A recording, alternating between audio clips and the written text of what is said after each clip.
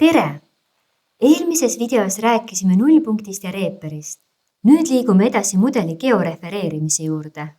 Kui projekteerimise tulemusena on nõutud georefereeritud IFC mudel, mis laaditakse üles e-ehituse 3D kaksiplatvormile, peab see vastama LS97 koordinaatsüsteemile ja EH2000 kõrgussüsteemile.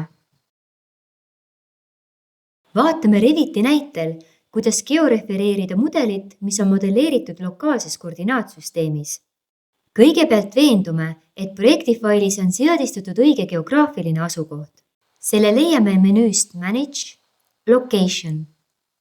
Siin saab sisestada kas projekti aadressi või koordinaadid ning vajadusel nihutada punase markeri sobivasse kohta. Järgmisena määrame mudeli nullpunktile õiged koordinaadid ja kõrguse. Selleks teeme nähtavaks mudelruumi punktid, Project Base Point ehk nullpunkt ja Survey Point ehk mõõtepunkt, mis määrab nullpunktile omistatavad väärtused.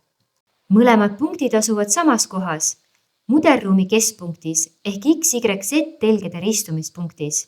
Selleks, et punktid jääksid pärast andmete sisestamist samasse kohta ega liiguks ootamatult mujale, tuleb esmalt avada Survey Pointi kirjaklamber. Seejärel valime Manage, Coordinates, Specify Coordinates at Point ja klikime ühel neist punktidest. Sisestame North-South väljale LS97X koordinaadi ja East-West väljale Y koordinaadi. Elevation väljale sisestame nullpunkti kõrguse EH2000 süsteemi järgi. Oluline on meeles pidada, et Revitis tuleb koordinaadid ja kõrgused sisestada millimeetrites. Nüüd on mudelruumi punktid saanud õiged koordinaadid ja kõrguse. Kui väärtused on sisestatud, sulgeme Survey Pointi kirjaklambri. Alternatiivina võib Survey Pointi liigutada näiteks hoonele lähima koordinaatristi juurde ja sisestada selle koordinaadid.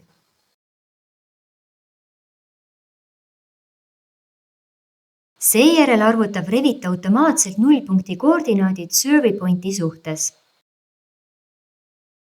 Viimase sammuna sisestame Project Base Pointile nurga, mis jääb tegeliku põhjasuuna ja projekti põhjasuuna vahele. See tagab, et hoone on GIS-süsteemis pööratud geograafiliselt õigesse suunda. Arhitektuurses mudelis tuleb uuendada ka reeperi omaduste kogumit AR-reeper. Veenduge, et mudelruumi punktid ja reeper oleksid lukustatud oma asukoha spin-käsklusega. Hea tava kohaselt peidetakse mudelruumi punktid ka kõikides vaadetes.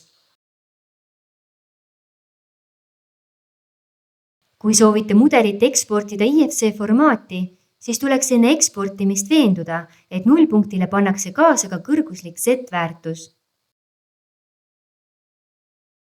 Kokkuvõtteks. Georefereerimine võimaldab mudelit siduda reaalse maailma asukoha ja kõrgusandmetega, et see kuvatakse õigesti kaardirakendustes ja GIS-süsteemides. Aitäh vaatamast! Tutvuge ka meie teiste õppevideotega ja andke kommentaarides teada, millistest teemadest soovite veel kuulda.